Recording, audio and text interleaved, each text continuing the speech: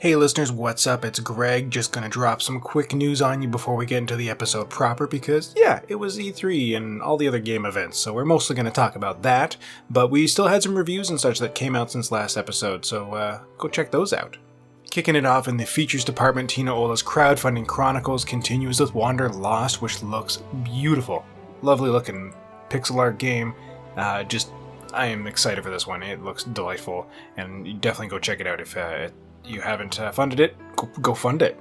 Chris Tales has been one I personally have been waiting for a while because it looks rad, and it is so close to coming out. It's one of our most anticipated games from the past couple of years, and we got to do an interview with Derek Neal, the lead producer of the game. So if you want to see how things are shaping up with Chris Tales as we get closer and closer to an eventual release date, check out this feature interview written by Zach Wilkerson. Remember last time when I talked about RPGFan Chapters, a review of a guide to Japanese role-playing games? We've gone even deeper with Hillary's look at the book, so if you want to get a more in-depth look at what to expect from this when it releases, go check out the feature review that she did. It is thorough, this book looks beautiful, I am excited to drop my money on it. We also have another entry in the RPGFan Chapters, a review of Boss Fight Books Final Fantasy VI by Alana Heggs. And it's so neat seeing these translated into book form, so go check this one and see if it's worth picking up the paperback version or the digital. Outside of our fantastic features, we had a whole bunch of reviews drop, which I'm not going to go into because I just want to get to the episode. It's a long one as it is. But we had The Legend of Heroes Trails of Cold Steel 4, for example. There was, of course, the review of the new Final Fantasy VII Remake episode Intermission DLC by Alana Heggs. We got to preview Neo, The World Ends With You, Final Fantasy VII The First Soldier, and Dreamscaper from E3, which Jono talks about a bit on the episode. So yeah, go get caught up on everything that you may have missed, and enjoy this episode of Random Encounter.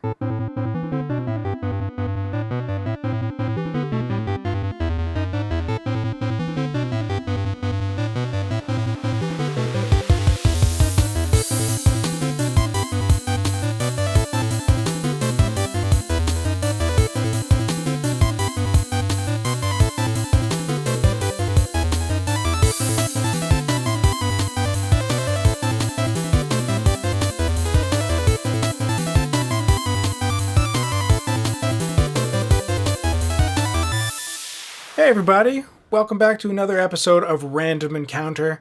I am one part host, Greg Delmage, joined by my other part host, Jono Logan. Oh, I'm a piece. Two of us make a whole these days. The two halves of Canada united. Of Canada united, exactly. Coast to coast. The cooler parts, not the middle parts, I'm sorry. Sorry, Manitoba.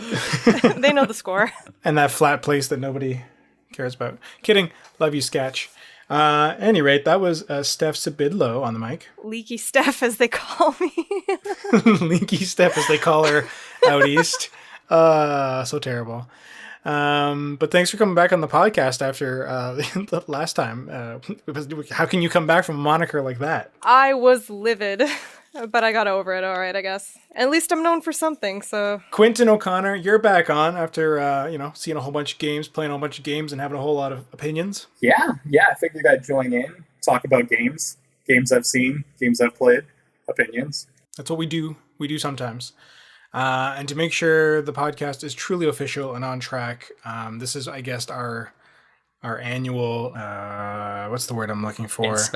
Inspection, not quite assessment. Either way, Big Boss Mike Salbato is on the mic with us. We are humbled and privileged to have you here, my lord. We shall podcast well for you. Wow, you make me feel so special, and really I'm only here to kill chaos. Ooh. Are you here to kill chaos? We'll see. When chaos needs to be killed, Mike shows up. Yes. So as you may have guessed, we're here to talk about E3 related things and all the many game shows that happened over the stretch of what was considered E3.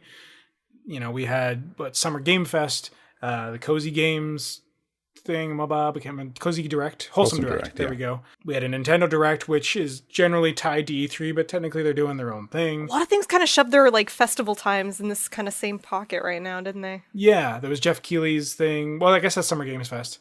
And then there's the Guerrilla Collective. Is there anything else I'm missing? I think that's it. That's all the big ones. Yeah, there's a bunch of stuff that's kind of all trying to jump on the E3 bandwagon. There was the Indie Expo, Oh, yes. like the same day as one of the Gorilla ones, so I think some of us missed that one. But it was there. It happened. Do you think a lot of it competed, like, in bad ways? Like, maybe it just occupied too much digital space? I think that a lot of the groups that got some traction last year in the absence of E3 were loath to give it up, so they wanted to enjoy the focus that everyone has during E3 week. I mean, it worked to an extent, although I gotta be honest, I am real tired. Yeah, it's a lot to jump around on. Oh yeah, there was also PC Gaming Show, because that was separate as well, right? Or was that technically part of E3? I mean, a lot of things were technically E3. Like the IGN Expo? E3 sort of became a much more, even more of like an umbrella that everyone was under than usual this year. But realistically speaking, I feel like all of the companies were doing their own thing. They were just sort of using E3 as an excuse because they knew the press would be on their focus. Yeah, like it still feels like they're still operating like the expo, and then everybody's just kind of gathering around their banner, so to speak, right? I think E3 this year turned from a show to just a season. It's just a season now. Oh my god, that picture you sent of the 3 happy faces. I assume anyone who did register, because it was open to the public, but towards the end of the show, if you would log on to the E3 portal, there's a survey, which I still need to go really do. And when you log off, it says, hey, how was your experience? And if you've ever seen those little signs in, like, you'll see it in restaurants or, airport bathrooms or whatever. Right. There's like little faces. There's like a red sad face, a yellow neutral face, and a green smiley face. This one was red, yellow, and green, except they were all smiling. That's so dystopian. So like you're like, I kind of want to click the red smiling face that says bad just because it confuses me. It's like you're holding your rage on the inside and you're still smiling on the outside. I got some new emotes to make. I think clicking the red one is basically the Harold at the computer meme reaction to E3. So, But however you experienced it, there's lots of games. Many games. Yeah, I like that. It's basically a new season. You've got summer, or I guess throughout the year you've got spring, video games, construction, and then winter. We had lots of games revealed, both RPGs and non, and we'll probably talk about our favorite non-RPG hits because, that's not all we do. It's all I usually really have time for, but still it's not all we do. And yeah, let's go down and talk about some of the big hits. I mean, Jeff Keighley kind of stole the limelight, I guess, by jumping with the Summer Game Fest to kick things off. His vision. And his vision. There's lots of cool shows that are adjacent to RPGs that'll be covered by us, I no doubt. I mean, despite my ribbing of his vision, I think I'm a fan of his. I think what he does is great. He's certainly better than some hosts for the week. Mentioning no names, but there were some hosts that literally threatened me repeatedly with scissors. That's just awkward. Yeah. It was a little awkward, but the two big announcements, there were a few of them, but the two big announcements in the Summer Game Fest kickoff, for us anyway, would have been Elden Ring. Yeah. Yeah, Elden Ring has been... When was that first announced? Was that 2019 or 2018? I was in the airport when it was announced, and I was like, oh, JRR? That's awesome. Shouldn't he be finishing his books? No? He's okay. He doesn't need to finish his books. The series is over. The series is over, right? That's it. Yeah, they did it for him. That's it. He can just publish the scripts, right? Everyone will be happy with that. Honestly, I would not even hold that against him. I think that's awesome. Well, yeah, at this point, like, he may as well just throw his hands up and be like, ugh. But at the same time, you could also be like, well, that was their idea. Now here's mine, and then fix it. If HBO was smart about it, they would let him write the final book, and they would announce, like, take 2 of the last season and just rehire all of the actors and then just do another season of it. I thought of that too. Like a director's cut. Yeah. Author's cut. But like he could just use the entire series or final seasons, or just like, we were just a test audience, right? So he could actually decide how he did actually want to finish the book. He's just like, well, that didn't work, scratching things out rapidly.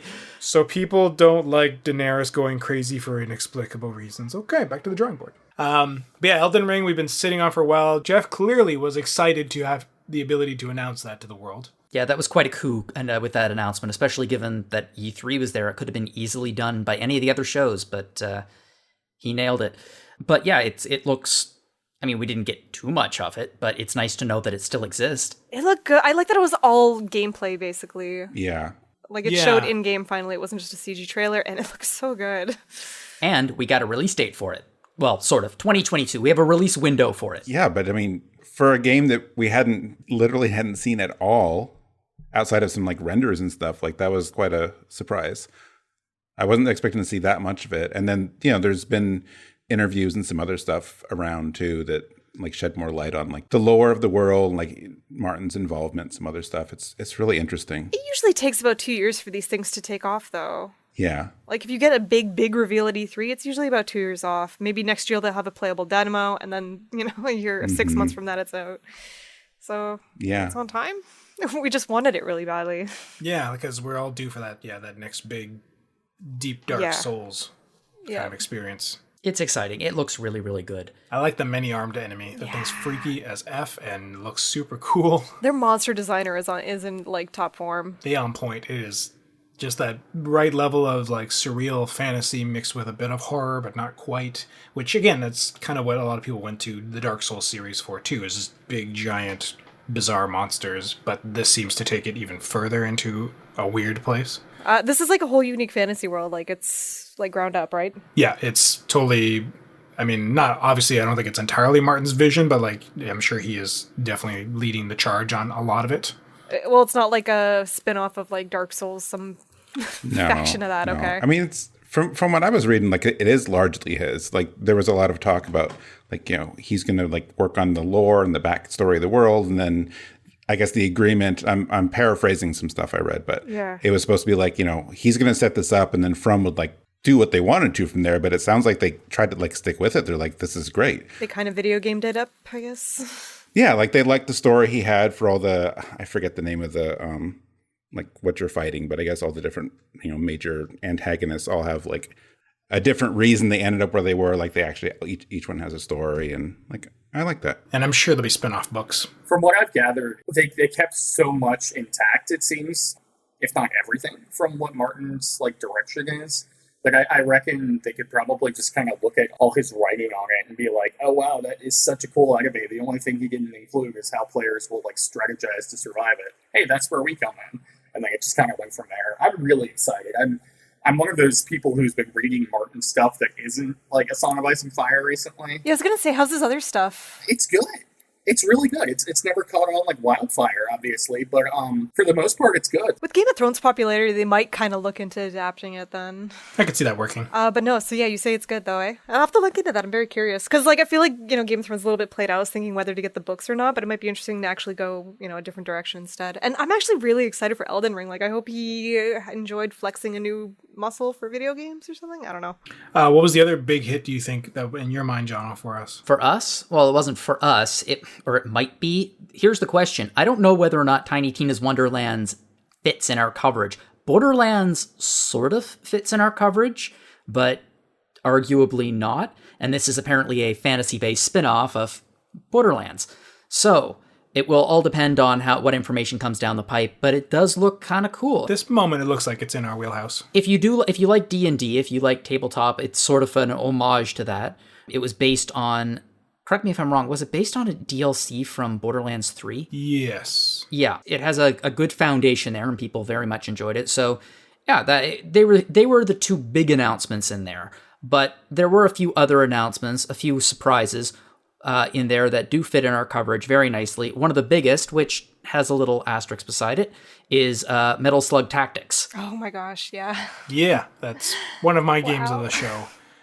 Despite whatever the rumblings are about its company, so we'll see how that shakes out in the future. But it looks so cool. It's a great fusion. It's so perfect. Really unexpected. Yeah. Yeah, that was one of those big, like, jaw drop moments for me. Because the series was kind of quiet right now. I think it was just mobile. Yeah, like with Starfield, like, let me compare here, like, personally. That was something where, like, seconds in, I realized what it was, and I was happy, and I was hyped. But with Metal Slug Tactics, it was just like my brain is slowly going, wait a minute. This is a Wait thing? a minute. With Starfield, it's obvious. Right out the bat, like, I know what this is. I'm happy. With Metal Slug Tactics, I'm just like, holy heck. Yes. Those are the best kind of announcements, in my opinion, are the ones where you're like, brow is furrowed, you're like, what is this? And then it reveals itself and your mind explodes. And there were a few of those for this E3 season. Oh, it's Christmas in June, right? Like, it's just that, like, oh my gosh. Video game Christmas. Yep. Yep. Speaking of which, Tales of Arise, anyone? Being a JRPG, very centric site. Absolutely. It looks beautiful. It really does. They found a really gorgeous style. Some great designs. Yeah. I like that person. What's her name's armor? So good. The paladin person. Tales is one of those series, I think, where, like, generally speaking for me, I think everyone's going to be approaching this differently. For me, it fundamentally relies on the strength of, like, its battle system, the music, like, that sort of thing. It's been a long time since I've looked at an upcoming Tales game and said, holy heck, the world looks really cool to run around in. Like, I love Berseria, and I think it took some steps in the right direction in that regard. But, like, for a while now, I kind of feel like when the series went, like, full 3D... Oh, the world map suffered so bad. Yeah. Arise looks like it's fixing it, like, really fixing it, and in this cool watercolor world, too. I'm here for it. The filters they have on it are gorgeous. Well, there's a reason. Apparently, it is the first game in the series to be built on Unreal 4. Yeah. So they are using a much better, more advanced engine for the game. Oh, bless you, Unreal. So yeah, the game does it looks fantastic. I have to admit, the Tales series is a series that I've never actually been able to get into. Not because they're bad or anything like that. It never really clicked with me. That said, this one looks like a real new start for the series. So if somebody has been thinking, I might want to give Tales a try, this might be a real good jumping on point. Mm-hmm. Yeah. I think there's a few of those that we're going to be talking about today that I feel the same way. I'm like, I have not finished a Tales game since Destiny. So I've missed a few. Wow. Before we move on, I do want to quickly mention that we did get a chance to do like a hands-on preview with Tales of Arise, which is up on the site. I read it immediately. I was so excited about it. I'm trying to go in the dark about it. But like I did read that because it was quite exciting. Yeah, I was about to say, I mean, you did read it, so never mind. But I was about to say, if you decide to come out into the light a little bit, Izzy did a great write-up on that. Yeah, definitely. Izzy's been killing the previews of late of some fairly big games. We put out a lot of content in the last few days. It was pretty crazy. There was a lot of stuff coming out of the E3. And because like you said, it was digital in a bunch of spots. It was kind of hard to keep track of it all. So like news kind of came in like at different wavelengths. I'm not going to lie, like my brain shut down with the amount of news there Yeah. was. Like I kept on like day one and a little bit on day two. And I was just like, no, I can't do it. My partners wanted to watch the next episode of Mythic Quest for the last few days, and I was just like, I can't take any more of the video games. But yeah, there's a good point there, actually. There's been a lot of news the last few days. There's been a lot of reviews and previews and some pretty interesting articles. So if you want, take a scroll down RPGFan.com, and there are going to be a ton of interesting stories there. I heard that's a good website. I've heard it's a good website, too. Yeah, usually people hear about it at the top of the episode. Yeah. And Advertisement over. But that was June 10th. That was before E3. And then on June 11th, we actually moved on. We're still not at E3 yet, but we have what I would argue is the scariest experience of the entire E3 season. And that was Doki Doki Literature Club Plus was announced, which is awesome. Has anyone played Doki Doki Literature Club? I know a lot of people who are in the fan base and they are thrilled. I just want to know how it relates at all to Doki Doki Panic. It's the sequel. Haven't you heard? It's a little different. Do they wake up at the end and it was all a dream? It was all a dream. Incidentally, if don't let Gwen play. So not like Super Mario 2 at all. No, not exactly. Just less turnips or? Well, I don't want to... This is the kind of game that you do not want to spoil for anyone. If anyone out there has played Doki Doki Literature Club, then you know what to expect. If you have not played it, I highly recommend it. I also highly recommend that you are prepared for something you don't expect. Then how the heck do they prepare for that? If you like your games with juicy spoilers, it is a juicy spoiler game. I just picture someone playing the game. They've got like water wings, goggles, a snow suit, 10 days worth of rations, flashlight, a generator. Look, Greg, I wish that I had all of those things the first time I played this game, okay? So yeah, I know nothing about Doki Doki Literature Club Plus or non-plus. Minus for that matter, I guess. If you ever want to play it, it's free on Steam, actually. The Plus version is not. The Plus version is going to cost money, and I think there's a good reason for that. I think it's one of the most original jaw-droppingly original games in a jaw-droppingly unoriginal package that has been made in the last decade. If anyone likes visual novels, I recommend it. The game scarred me heavily, but I am very excited to play the Plus version. I'm glad that they're releasing this one and charging for it, because they got so much like positive feedback for that. And they really did, yeah. It's cool that they were putting that out for free, but I think that'll be good. I think there's going to be a lot of people that are like, well, yeah, like I'll give you money for this, even if they're just replaying it. I don't think they expected the fame either, did they? No, probably not. No. But like the extra content, the high-res art, the new music, Yeah. I think isn't like double the amount of music in the game now because of the new scenes and stuff. It's going to be pretty expanded. It's going to be the same game apparently, but there is going to be a lot more of it, and that's only a good thing. Yeah. Well, maybe. We hope it's going to be a good thing. Almost like there's a plus on it. So yeah, I think that's pretty exciting. I think I'll probably actually have to play it this time, even though I'm sure I'm not ready for it, but I'm interested. Yeah, I am too. I've actually avoided it too, so I like deliberately, just because I've heard so much about the spoiler, I never wanted to cheat myself out of it, so I think this will be a perfect chance, yeah. Yeah, it's quite a game. But it's not the only game that was announced at the IGN Expo. There are some other ones. No, there's a lot of like story, a lot of like adventure-y kind of stuff. Yeah, that's true. There's Forgotten City, which is a remake of Skyrim mod that has been built into a full game. Wow. And I heard about this a few years ago. I heard about the mod. That's 2 games like that over the course of this reveal, right? No? It's interesting. Yeah, it's interesting how pre-existing game engines nowadays have started becoming like kind of a training field for developers. Yeah. And I mean, it's not like Skyrim. It's using Skyrim as a base, but it's a very different like murder mystery time travel-esque kind of game. Looks really, really cool. Sherlock Holmes Chapter 1 looks to be a real good jumping on point for the extremely long-running adventure game series. Are they made by the same studio? Yeah, they've been made by the same studio since 2008, I think. It's Frogwares. Adorable. They've been making the creator of the Sherlock Holmes games is right there. Is that just like a bunch of like big Sherlock nerds who just get together and like seem to be good at developing games as well? I like that. And just this perfect intersection of hobbies. Must be. Yeah, no, sorry, 2002. Their first game was Wow. Sherlock Holmes, The Mystery of the Mummy in 2002. Wow. Yeah, I thought I've been seeing these for a long time. That's crazy. Wow, that looks a lot like Resident Evil 1. How cool. Like tank controls? No, I mean, there's a screenshot here from the first, just on the wiki page, and it looks exactly like the foyer of Resident Evil 1. You were almost a There Sherlock it's fine. sequel. Oh, I was trying to do a master of something, a master of investigating, but no, this is better. Yep. I was trying to think of something too, but you both beat me to the punch, and it was great. I like how we all had that twinkle in our eye to think of the perfect like joke on that. I'm pretty sure that many fans have a twinkle in their eye when they think of a Sherlock sandwich. Depends on the Sherlock. There's always like one secret ingredient that you'll never know what it is. It's usually Watson. Ooh. It's a finger today. Oh, okay. Moving right along. Moving right along. Lots of other fun stuff in there. I gotta be honest, I'm still not entirely certain how to pronounce the name of this. Chernobylite? Yeah, that sounds right. Chernobylite? Yeah, that sounds right. It's only a little radioactive, not fully. It's not a monster game, is it? I did like that apparently they took like drone footage to capture like the actual area realistically. They 3D scanned the environment. That's crazy. It's nuts. Which is pretty cool. Yeah. Just hope it's not about deformed things like monsters or anything like that. It's going to be all of the influencers who got allowed in there and then since mutated. Oh, no. Okay, that one I like.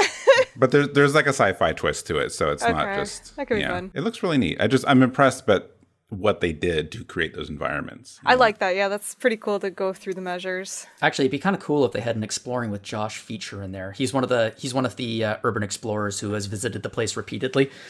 It's a pretty. I don't know if you guys have ever watched people exploring that area, but it's amazing. It's interesting, yeah. I'm a big fan of urban exploration YouTube.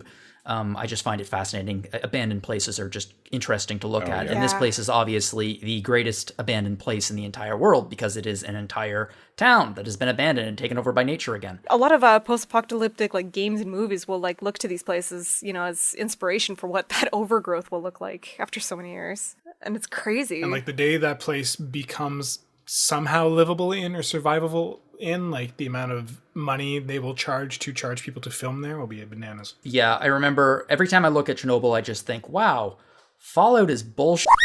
Because if this is how bad it looks after like 30, 40 years, there's no way that anything's going to be left standing after 300. Oh yeah, people are like casually walking around a village like, hey, how's it going? Abraham did a preview of it a few months ago that's on the site. That'll be in the show notes probably. If I recall, Abraham actually enjoyed it quite a bit. It is a bit of a horror game. Did I mention the horror? The Farm 51 is seriously trying to square the bejesus out of players. So, yeah, another scary game that is a very different kind of creepy than Doki Doki Literature Club. But if you like scary, sounds like a good one to play. But it looks real good. Yeah, so we are now actually in the first day of E3. So the first thing up was the Guerrilla Collective, day 2. There was a day 1 the week before, but that's just outside of our week of E3, so we will not talk about that. Those games are dead to us. But there were a ton of really cool games announced. Yeah. Were they all indies or? Yeah, they were all indies. I'm excited for Arietta of the Spirits. I played the demo of that a bit ago, and it is it plays real slick. It looks pretty. Zelda-like. It's real good. It's got a otter spirit thing. I don't know, but it's pretty adorable. Even just like in the demo, which again, I recommend people try it out if you're at all curious about the game or about a good Zelda-like. This is a great way to go. It already had like fairly good writing and good heart and emotion that like it hit me almost right in the core of my feels just in that initial setup of the game. So I'm excited to see this one happen. Wonderful. Yeah, it looks pretty darn gorgeous, especially if you like pixel art. Yeah, the pixel art's great. Although they're very casual about fighting giant wasps. I'm like, is it just an in-world thing? Or? We have such beautiful 2D games now, like as a norm almost. Actually, yeah, 3 of the next like 6 or 7 games we're talking about have really, really cool pixel art, not to spoil. Yeah. Hunt the Night is another one. This was on Alana's list. We've actually asked some of the people from the site who couldn't be on the episode to share some thoughts about what they're super excited about and what they wanted to mention. That's a good idea. Yeah, and Hunt the Night was one of them. And Hunt the Night is a action-adventure game that just looks, well, again, pixel art, absolutely gorgeous. It's a pixelated Souls-like. I think it's Souls-like and sort of Castlevania-y. And which, speaking of, yeah, we had shout-outs, of course. Yeah, Alana was into Tales of Arise, and I know a bunch of people, Eva, who still lurks around, Liz Eva, real big on the Elden Ring, and has apparently gotten back into nursing her Dark Souls addiction because of it. Yeah, if you have a Dark Souls addiction, this E3 might have been a good place for you, because there's going to be quite a few of them coming out in the future. Well, at least Souls-like. There was a lot, yeah. The spirit of Rob Steinman lives! He was onto something, he knew it. Right? What about Death Trash for Cutie? Death Trash for Cutie? Oh, just Death Trash. Oh, okay. I got the reference, yeah. It wasn't a good one. No, but I got it. I liked it. I appreciate it. Death Trash. Yeah, it's a post-apocalyptic RPG that kind of looks more like a... I mean, I don't want to bring up Fallout again, but it kind of looks more like a... Like old school Fallout, a little bit. It looks like old school Fallout, but it looks like almost a Lovecraftian old school Fallout. Yeah. It's got a really neat aesthetic. Very much those like early adventure D&D games. Yeah, it has a lot of cosmic horror kind of feel to it. Yeah, good. Yeah, a lot of giant eyeballs. Yeah, it looks like it's pretty big on like decisions and making your own path too. Like a lot of the footage and screenshots I've seen is like you talking to like the creatures or the robots or whatever it is that you're interacting with, and trying to like them saying it's like, well, you know, we can have this dialogue, and like, but it looks like it's a struggle to have that dialogue. So do you have to fight everyone, or I don't know. I like I'm not sure exactly how deep that goes, but it looks like it'll be interesting. I'm interested in Loot River. That looks so cool. Such a weird thing where I'm like, I think I really like it because it looks really pretty and neat, but at the same time, I'm like, will I get too frustrated by the weird having to shift everything mechanics? Like that boss fight where you were shifting back and forth on the panels. I was like, can I just go up and hit it? Nope. No, shift it. That's the mechanic. You know, sometimes I get kind of, I guess, weary. I don't want to be too negative, but like when a game is promoted as like, hey, it's like this plus this and also this, like I think sometimes... And who asked for that Venn diagram? It's the elevator pitch, right? Yeah, like I think people lean on that too much. Like you can have your own identity, but in this case, it works because when you say Diablo plus Tetris. I don't think anyone's done that, so I'm like, yeah, okay, bring it on. And we've joked about RPG Tetris in the past, so I know. here we are. Monkey paw wish right there. The water can't... I will... When I look at this game on Steam or online or whatever, like when I see an animation or video of the water effects, knowing that it's all... Maybe the water isn't pixel-based. I don't know. It has really cool water effects.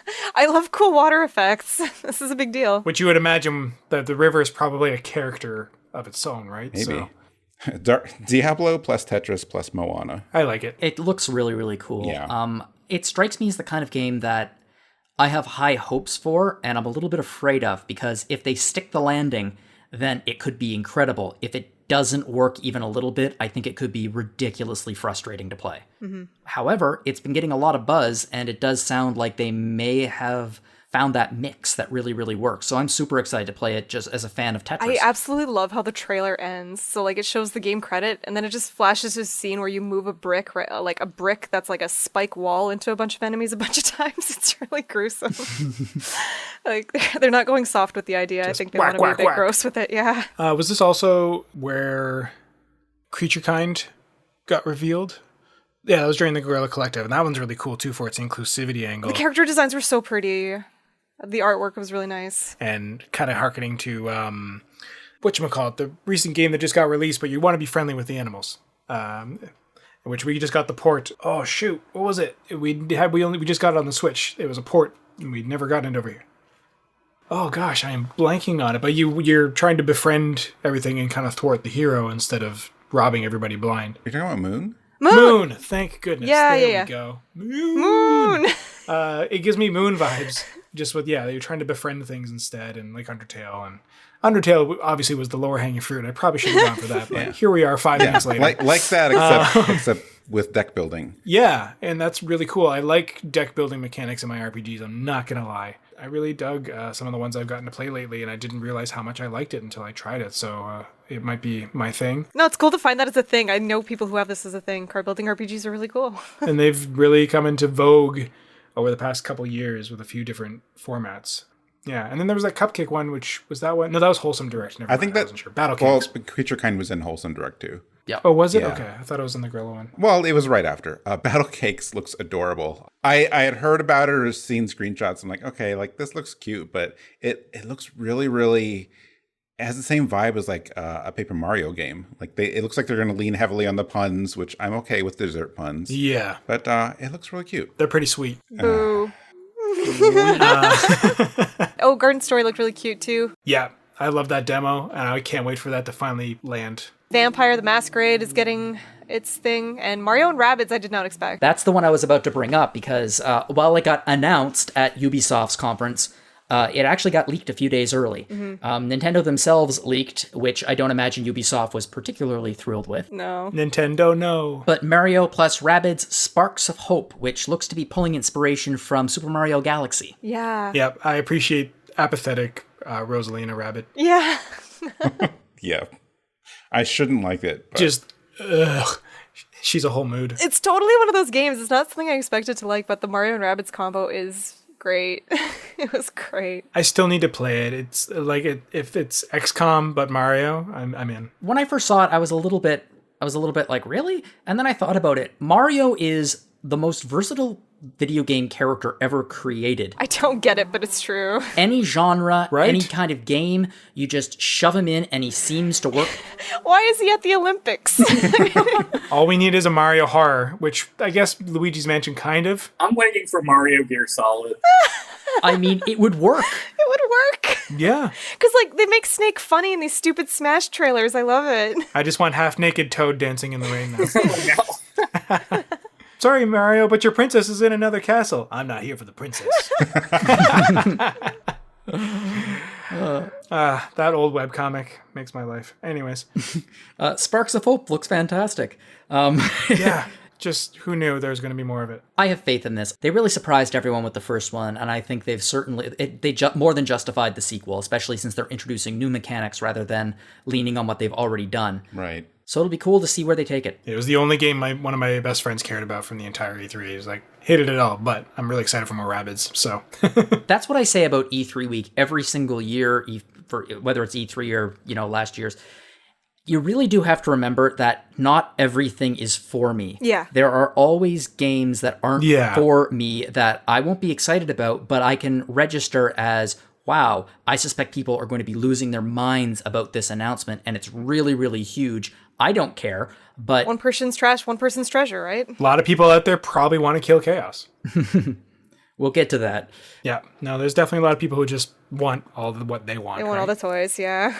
My bingo card hasn't been crossed out. I am mad. Yeah. And incidentally, if you look back at our E3 prediction episode, there are quite a few slots in the bingo card that have not been filled out, and that's okay. Greg still does not have his Switch Pro. Oh yeah, no midnight drop. Surprise drop. 7th Saga. I don't have 7th Saga, and I'm so mad. Mm-hmm. Yeah, everyone's really speculative about that now, but we won't go too deep into it, though. It's just funny watching everyone, why didn't they do it? How could they not? And, Yeah. you know, it could be just them also straight up trolling, being like, there was too much heat around it. Too bad for you all. You don't get nice things now. We'll get into Nintendo trolling for their actual presentation. There was a couple of just amazingly excellent trolls in it. Mm-hmm. Yeah. I did like when they were talking about Zelda, like when Aonoma said like, okay, so we're revealing this and this Game & Watch thing. We have no other plans for Zelda's 35th anniversary. Like, this year. They kind of dropped that whole line. Yeah. Yeah, and I think more developers could have led with that when they knew people were, which again, we'll get into those conferences too, but I think it's a missed opportunity for them to take that page to go, let's ease expectations a bit because we know people have things they want and we can't provide right now. Mm-hmm. But what did get was a lot of good stuff, yeah. For my money, I guess the busiest day of E3 was June 13th, so the second day. And a lot of good deliveries. The second day was massive. Yeah. There was some amazing reveals. There were some reveals that left some people... That will haunt our dreams forever. There was one reveal that I think will go down in history as one of the most memorable E3 baffling moments ever. But let's take a look at what I think was actually, in my opinion, was the second best presentation of the entire E3 week, which would have been Xbox and Bethesda. Yeah. I agree. It was great. best in show for a while, apparently. I thought they nailed it. I think...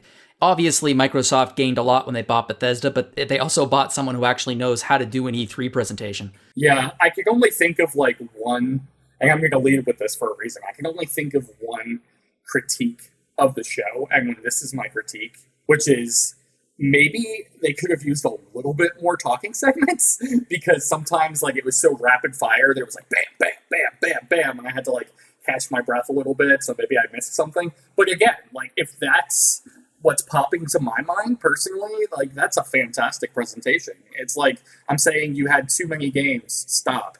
Like no, that was easily at least a B+. I was very impressed. You're just that gif of that girl just constantly being fed food and she can't keep up. Or if you want to go with that, the Homer being fed the donuts in hell. That's where my mind went, yeah. Yeah. I love that image. It's a good problem to have is the moral of the story. And so yeah, they had some good stuff on there. Diablo 2 Resurrect. I mean, we've known about that for a while. It's got a release date. It looked great. I want to buy it, but I really don't because I'm like, I don't need to play that game again, but I kind of do. And it's spiffy. I think that game is going to do so well. So many people have fond memories of Diablo 2. I have incredibly fond memories of Diablo 2. It's just, and it looks like a really, really good update and remaster with some new mechanics from the newer games in there. If they pull it off, it doesn't look like Warcraft 3 remastered. It looks much better than that. Someone said, which I think is what they were hopefully trying to go for, and I think they nailed in one of the previews I read a few months back, was just that when they played it, it felt like they were playing exactly what they remembered. That's cool. Because then you can toggle it to like show the old graphics, but even with the new remaster graphics, like because it just your nostalgia tells you this is what it looked like. It was this good looking then, but then when you toggle it, you're like, oh no, it wasn't.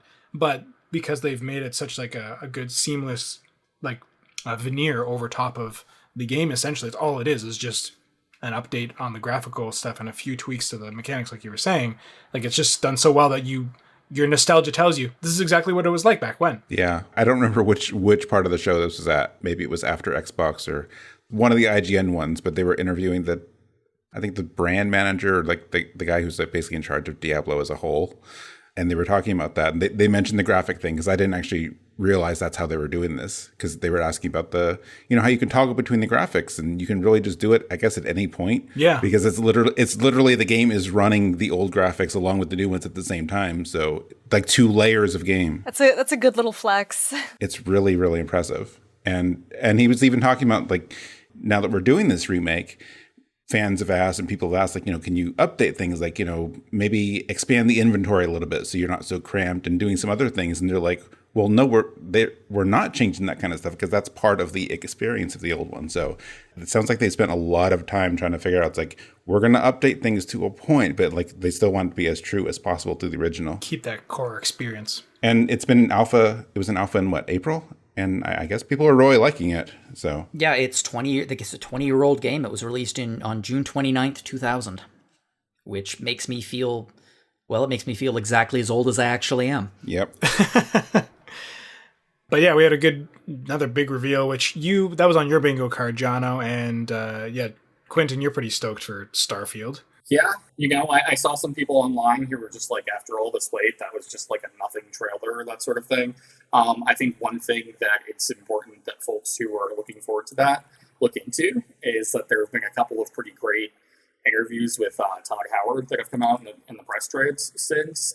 He goes into more details about what the game's actually about. There's some amazing concept art floating around that really illustrates the diversity of the game's landscapes. I'm curious because, like, at first I was thinking, the whole fan base is going to make the comparison in Skyrim in space, but it probably won't be like that, and they'll try to veer away from that.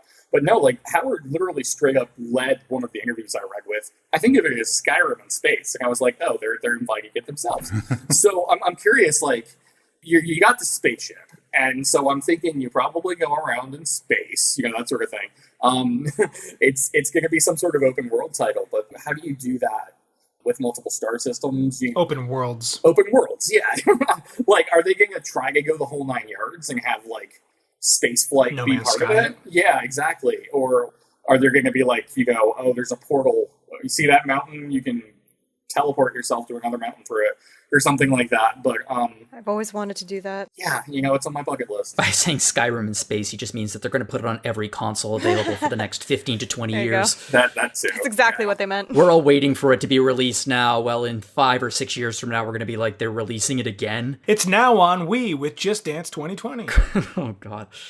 There are a lot of questions I have about Starfield, and a lot of questions that will be answered in the next few years. I was actually pretty happy with the trailer. It did not blow me away. I didn't lose my mind at it, but I was like, okay, this could be Bethesda at their best. Yep. If they take the time and they really work at it and they release a broken title that fans can fix, it could be like the Bethesda of old. My favorite thing about it, a lot of people, they looked at the trailer and they were like, that was just a bunch of CG. We don't know what the game's going to look like, or that sort of thing. No, that's actually the creation engine too. That's in-engine. And while I know that in-engine could be pre-rendered and that sort of thing, I'm sure it probably was. That's our first taste of what looks to be the big graphical overhaul that some folks have thought that Bethesda's kind of needed for a long time. And if the game looks anywhere near as cool as that trailer, then wow, that's a step. That's a big step. Yeah. I agree, Quinton. They need that graphic overhaul too, because I have opinions about Fallout 76, but that game does not look like a game that was released in 2018. Like, it just doesn't. And like, for all of their talk about how they increased the draw distance, etc., I mean, like, even Fallout 4 didn't look like a game that was released in, was it 2015? They've needed a big update for a long time, and it looks like this may give them that update. That being said, I have a feeling that another game announced sort of ate their lunch when it came to the going into space Han Solo simulator. Yeah. Right? Which they already did a few years ago, but The Outer Worlds 2 was announced in a trailer that announced nothing but the title. That was cheeky. That trailer was fantastic. It was so good. It was just a giant moonhead waving his finger. It was a great trailer. It really did feel like The Outer Worlds. It was on brand. Yeah, the satirical nature of The Outer Worlds was reflected in that trailer. I was not expecting this. Big ol' wink. I was so not expecting this that I was like trying to figure out what it was, and I was like, this looks like The Outer Worlds. Weird. Huh. I wonder what it is. No, I thought they teased this out already. We knew that they were developing it. We knew that there was that they were working on it, but we certainly had gotten no confirmation or anything like that, let alone it being in the E3 presentation. My hopes for that game are over the moon. I am. Yeah, it was funny.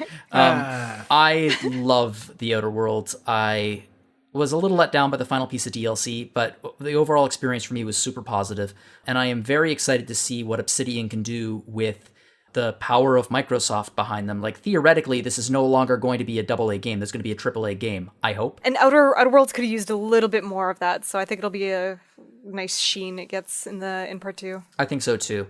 And I think that part 1 did such a beautiful job of building this foundation. I'm going to say world, but building this this verse. Yeah. And this one says there's going to be a new system, there's going to be a new crew, which to me sounds like there might be, aside from Spacer's Choice, which was obviously there because the Moonhead, but there's going to be new corporations, which means that they're going to be developing these whole new cultures, which was my favorite part of the game, was how each one of these corporations was a fully developed society almost, with its own rules, and they took corporate culture to the nth degree. Yeah, well, Caitlin's playing the Outer Worlds right now, and she is very much enjoying it, and is enjoying the Firefly references throughout.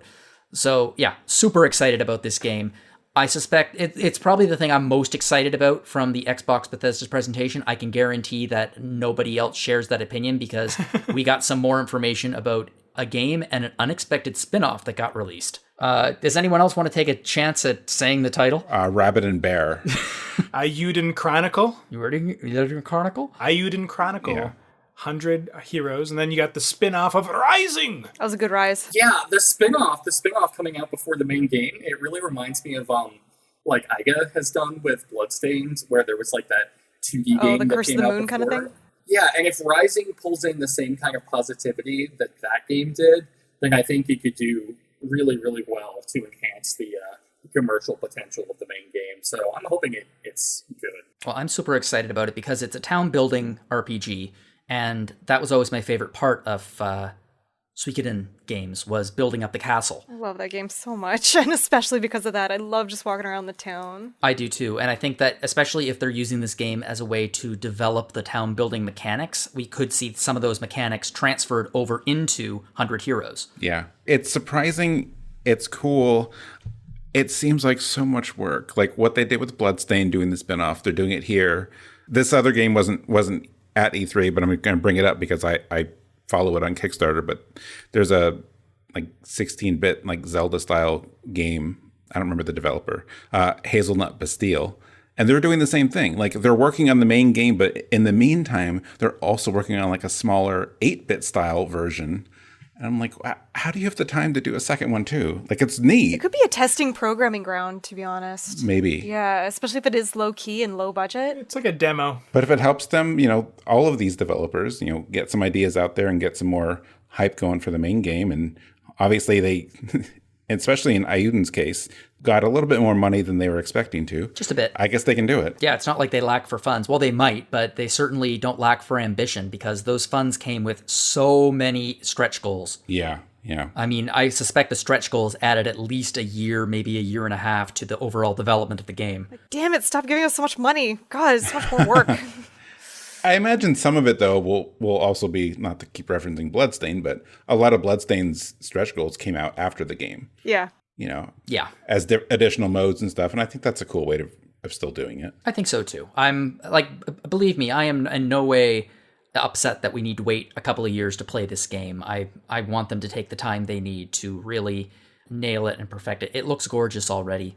And if they have some extra time to work on the gameplay elements that have been promised, I mean, everyone's excited for this thing. Yeah. It's crazy. Like, for how old Suikoden is and how long it's been since an actual mainline game, just the positive reaction this still has. Like, people have been carrying a torch for it for a long time. It's the Metroid of strategy RPGs. Yeah, no matter how long Metroid can go without something, like substantial, which, I mean, we're seeing now, yeah.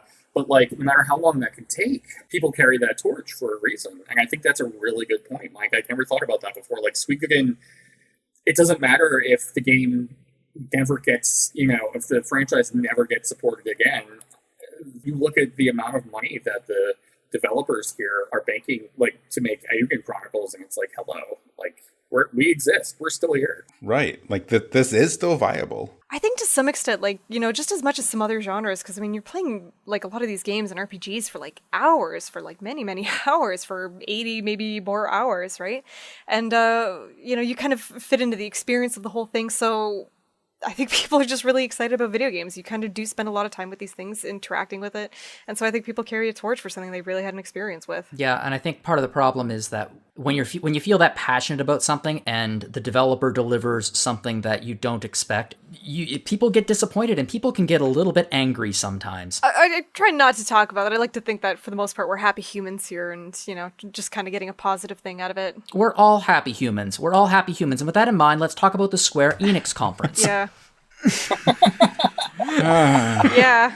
Talk about the chaos in the room. It was the funniest trailer ever. We were having such a great time with it, and Twitch has been lit with spamming the chaos command. It is going to go down in history as one of the most memorable, baffling, head-scratching moments in E3 history. Yeah. The reveal of the Stranger of Paradise Final Fantasy Origin trailer.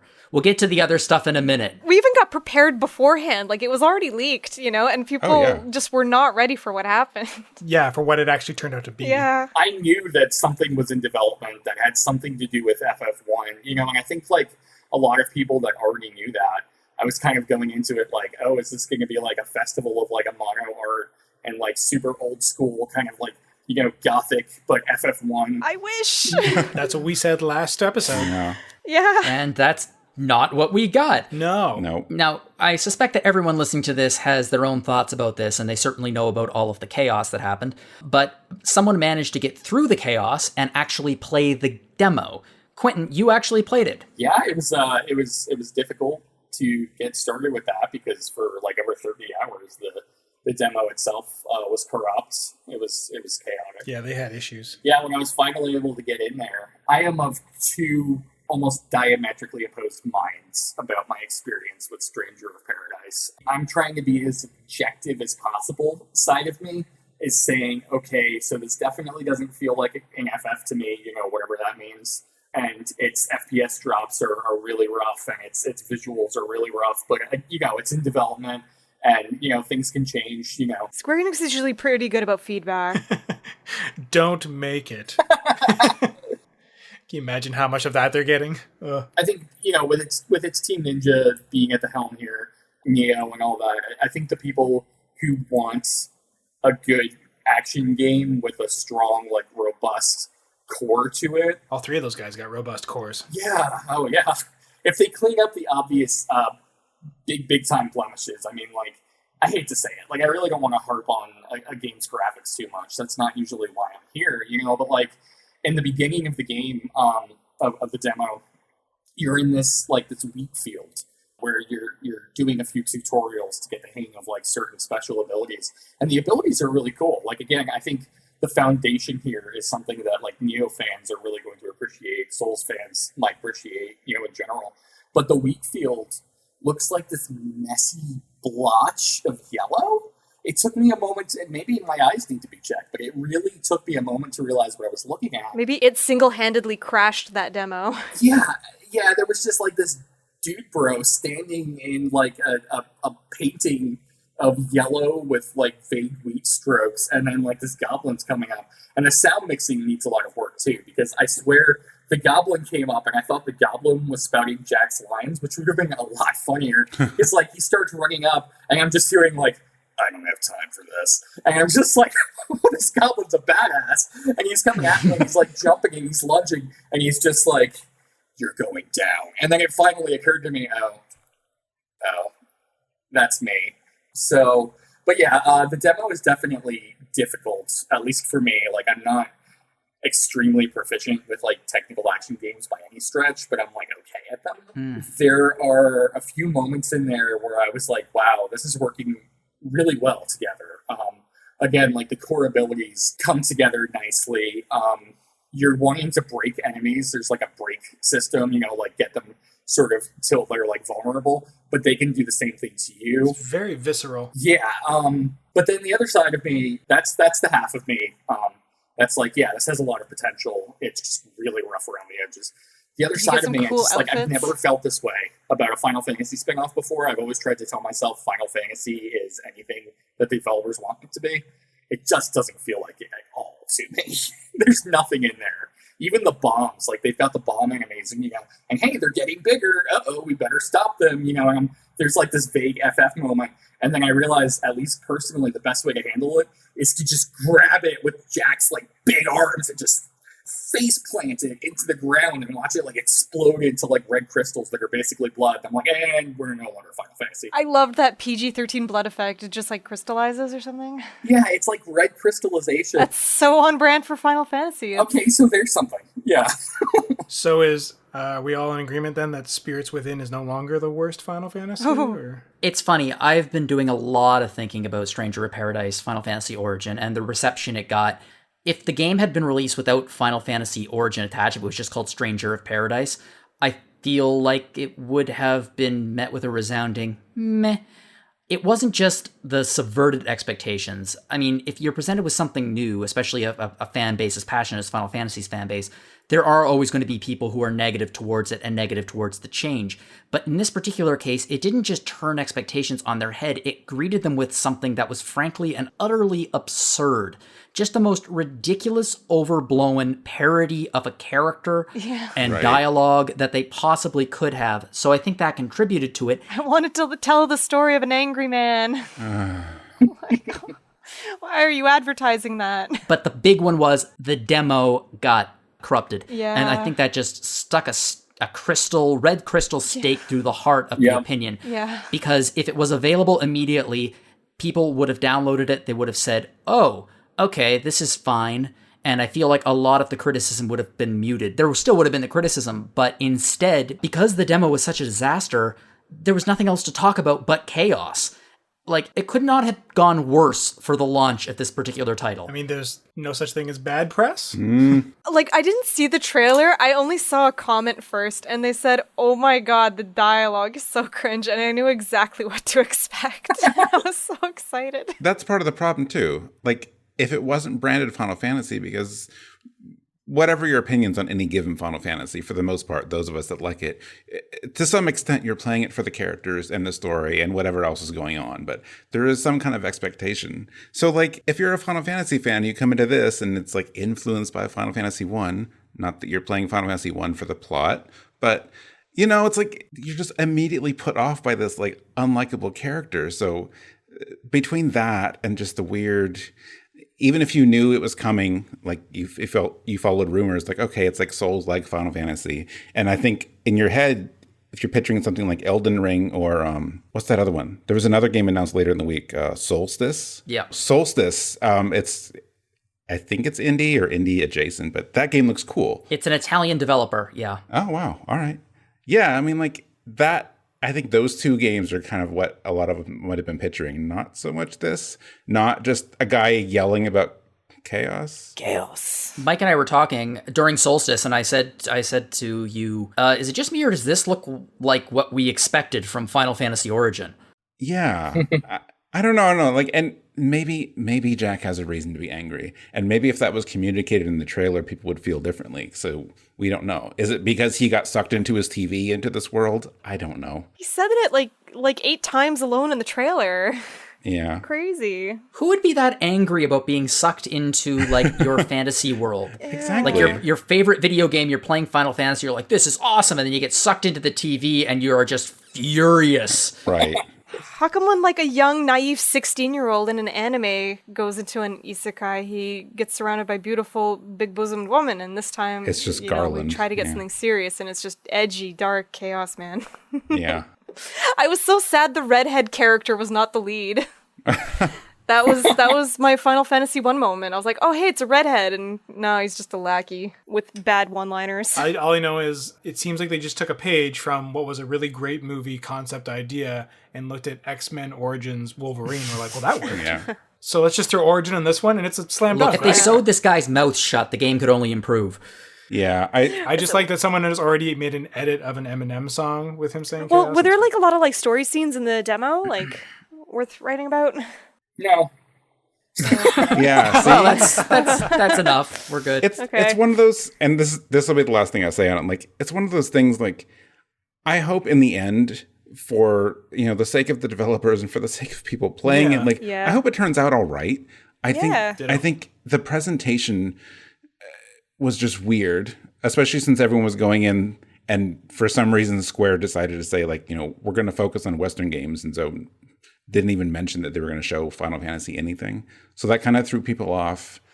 Then showing this game threw people off. And then the bizarre, like Steph mentioned, like the press release, like the quotes from the developers, like, I had this great original idea of telling a story of an angry man. I'm like, okay, that's maybe been done once. And then like just some of the other quotes in there are just so weird. Like when they say stuff like, this is a bold new direction for Final Fantasy, which I know is going to anger people, because then that's implying like, oh, this is what we're going to do from now on, which I'm sure it isn't. But then again, that quote is there. So it's like, what is all this? And then of course the demo being broken, like it was just so badly handled, even if the game turns out well. Yeah. I feel like they had a really bad grip on just like what they think is kind of cool right now. Yeah. Like it just felt awkward.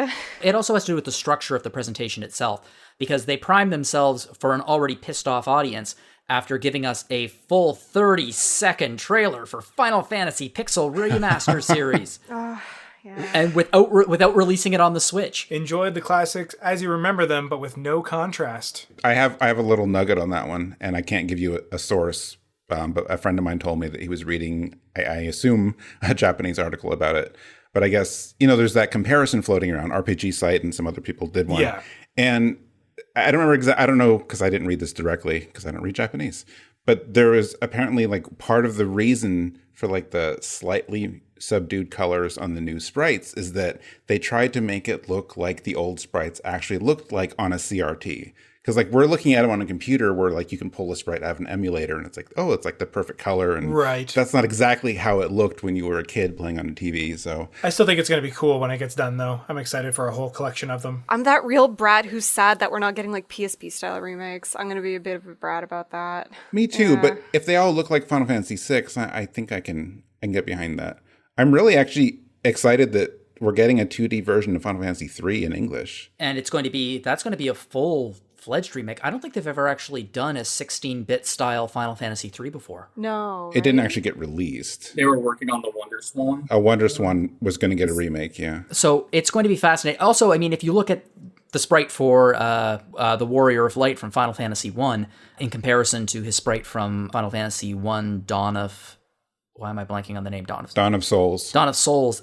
He looks much more true to the original sprite. Yeah, I really like that. I love Dawn of Souls. I love Anniversary. I love both those ports dearly. But one thing that always threw me off was Warrior of Light, whatever you want to call that particular job icon, just looking like, not like Fire. Like He-Man? Yeah.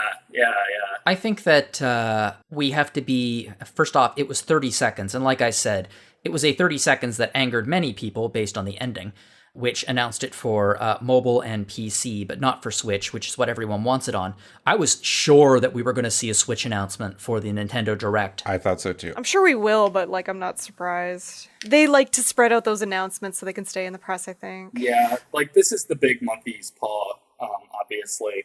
But for me, again, similar to with Origin, I heard like murmuring and stuff about this thing coming out. And one thing that I didn't hear, this is not how it's supposed to look. But with this, with the Pixel remasters, I did not hear that it was not coming to consoles, like right alongside everything else. So I was hyped. I was hoping to see it like, revealed and proven true ASAP. And then, so like, that was such a, I don't want to sound dramatic, but just like as someone whose laptop barely turns on and kind of sticks to like old phones, I mean, that's on me.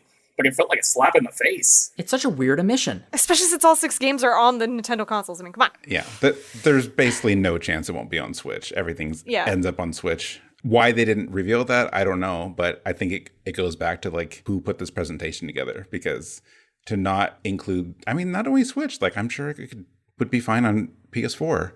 And if it's on PC, it'll probably be on Xbox. So like, just put it on everything. That would have been a big announcement to be on all consoles like that. Like, that would have been way more buzzworthy if the graphics weren't winning people over, because there's already been a lot of fuss about that. So ignoring that, like, to say it's on all consoles, I think would have been a nice, kind of band-aid on that. I genuinely think that it contributed to the reception that Final Fantasy Origin got. I think after that, there were a lot of fans who had a real sour taste in their mouth, and they were really hoping that Origin would soothe that, and instead they poked it with a stick. It was like 3 seconds of like Final Fantasy 16 they were saying too. Yeah, see, that's the thing. Like, it was a 30-second video, and only 3 seconds of it, if you pause it and look, you can see the game. Like, they didn't really show the games either. So I'm like, I don't know.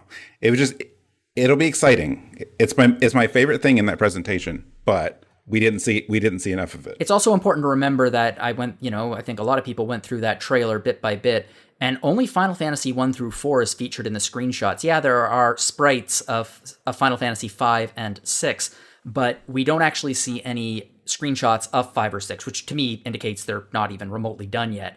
Yeah. So I think all of these are probably pretty early on in development. Like, I don't think, maybe 1 would be finished, but I think there's still a lot of work to go. So yeah, obviously the sprite comparison is really, really interesting, and they're going to be trying a number of different things. But based on feedback, we might end up getting the black borders back. Who knows? Yeah, who knows, indeed. I think it spells the death for the Octopath Traveler remake of Final Fantasy VI, though. I think that's the end of that. Yeah. I think they're going to focus their Dragon Quest. Dragon Quest is going to be focused on the 2D HD. Yeah. But yeah, next, Tino Ola, who all of you might remember from Crowdfunding Chronicles, was a big fan of Guardians of the Galaxy. Yeah. In all of its form. And it looks pretty neat. It could be better than the Marvel Avengers one. They said it was going to be like more strictly single player, right? It's not developed by the same people. It could be really interesting. I think the reason why a lot of opinions about it were fairly negative was just because it took up like half the bloody presentation. Yeah. Yeah, it was long, yeah. But they were already keeping it Western, so... Yeah, but if they had announced the game and they showed a little bit of gameplay, I think that people would have walked away with a much more positive impression than they actually walked away from. You have to show that stuff. Like, a lot of people do get really bitter if it's just a big fancy CG trailer doing all the work. Yeah. I think, since it's the first time they're revealing it and the game comes out this fall, like, that game could have warranted its own presentation. You're probably right, yeah. I mean, I think it looks good. I know people keep comparing it to the vendors, and I don't really know why. I know Square is publishing it, but there's a big difference between Crystal Dynamics and Eidos Montreal. Yeah. As much as I would like them to make another Deus Ex game, they are talented developers, so. I want to see Eidos make a Final Fantasy game. Oh, yeah. See, that'd be cool. Like that Final Fantasy 25 that they teased in Deus Ex. Oh, yeah. Human Revolution. It looks Mass Effect-y with maybe like a little bit of Final Fantasy 13 or 15 influence in some of the battle features, and just good dialogue, because I like Guardians and I like the humor. I do think it was too much of the presentation, but I think it looks pretty good. I think it looks good too. It was one of the most viewed trailers that year, actually. So I think they're impressed. I'm a fan of Guardians of the Galaxy, and not just the films. Like, I like the comic books. I've read the comic books for years. I think that Marvel's cosmic side has so much potential that is just being touched upon in the films. Well said. And it looks like with some very obscure villains and things, they're going to be leaning into that with this game. Obviously, some of the character designs are much more inspired by the comics than they are the films. I was happy about that, yeah. I was happy about that. Well, aside from Rocket's little beard, that looks weird. But aside from that, I think it looks good. I think it's going to be fun. I don't think it's going to set the world on fire, but I think it might be a really good Marvel game, and it might be a good chaser after the relative failure of Avengers to catch on with the gaming public. Yeah, exactly. But we got more Babylon's Fall, and that's a thing. I like the weird, also like that watercolory art style made me think of Skyward Sword. Yeah, I noticed that. There was like a filter over it. Yeah, it just doesn't affect the characters, so the characters look a little weird. They pop out a bit too much. But it's nice looking, but I'm not sure what to feel about it. But I do like that I can play it with friends. That's honestly a big win for me, too. If you could play it with friends, then as long as it's a good multiplayer game, it's going to be a good game. I think, again, people were kind of hoping that it was going to be a brand new single-player RPG that's not a live service game. And Platinum's helping out, so they have really high expectations. And then Bayonetta was a no-show, so everyone's just kind of like, why? But also Platinum is helping out, and like they have a pretty darn good track record. So, I mean, I'm definitely a fan of theirs. They do and they don't. They do and they don't. I mean, I know. It depends on which Not lately. which part of Platinum, right? Yeah, I know. Yeah. Is it the one that made Nier, or is it the one that did what was the Switch game? Astral Chain? Yes. Or was that one good? Astral Chain was pretty good. Okay, all right. Then I'm thinking of something else. It was cool. They gave us the animated intro for Legend of Mana, which was really, really cool, which I imagine that Greg'd enjoy. It's very neat. There's a lot of selective animation that I'm just like, why? Why is that where you chose to focus the quote-unquote camera? But anyways, whatever. It's very neat seeing that world. Of all the series that you wouldn't think would be into that lately, Yeah, they kind of took that one the dive angle. right in. Yeah. It's cool seeing them. For me, here's the thing about that presentation. It didn't necessarily have to do with any of the games, because you can edit things into anything. It was like they could have made Final Fantasy Origin look like a reimagining of the original Final Fantasy if they had selectively taken clips, but that's not what they wanted to do. I think the problem with the Square Enix was not the games. I think it was the entire structure of the presentation. Like, they started with way too much Guardians of the Galaxy. They blew the roof off the place with the pixel remasters and then immediately undercut that with not being released on any consoles. Babylon's Fall just kind of fell flat because at that point people were already disappointed. Babylon Falled. Yeah. And then, of course, the Final Fantasy Origin. It was a disaster of a presentation. Actually, the very end, we didn't touch on the end, where they're like, oh, also, there are these. And we saw like 2 or 3 seconds of Forspoken and Final Fantasy 16 and Endwalker and like... Look forward to Tokyo Game Show for that. Those are weird things to have as footnotes. Yeah. A little tiny part of me is starting to wonder if Square's Western division is like regressing to like the PS3 era. And they're like, oh, people aren't interested over there in seeing like the Asian side as much. So we'll just shove DMC, Devil May Cry reboot, Dante Jack down their throats and that sort of thing. And I think it's probably going to be okay. Because I know that like last year or earlier this year, I can't remember, COVID's just like a blur. They did like a Western, like Square did a Western presentation and then they did like a Japanese focused presentation. So if they keep that going, it's like, okay. But like when I compare the fact, it's cool that Dragon Quest's event was like English dubbed in real time for the first time, but you had to go there in order to learn about all that stuff that we're like super into. And then whoever designed this like Square Enix conference this year at E3, it feels like they were looking at things in like 2009 spectacles when the media was starting to kind of come down a little bit on like Final Fantasy and that stuff for a couple of years, and they were just like, oh, I know, leather jackets and 26 minutes of Guardians of the Galaxy and Neo, the world ends with you is like right around the corner. Here's 2 seconds of it. Bye. I don't think they had any interest in appealing to what I think is the core audience of Square Enix. Like I think they were trying to capture the attention of an audience that couldn't care less about Square Enix, and in doing so, they alienated the people that love them. And what's funny too is that I said I was done. You're not done.